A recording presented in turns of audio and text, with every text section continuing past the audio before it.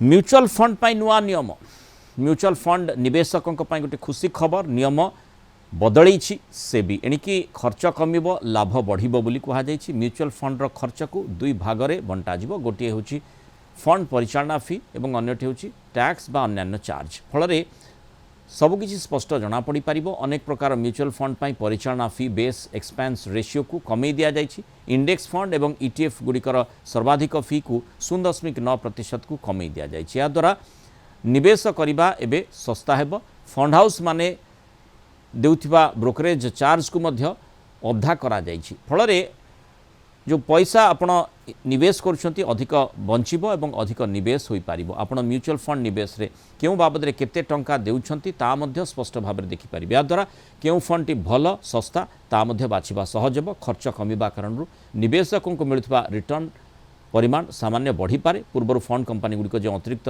छोट छोट चार्ज लगाउथिले ताकू एबे संपूर्ण बंद करा जायछि। ए नुआ नियम गुड़िक 2026 आरंभरू लागू करिबा पई योजना रहिछि।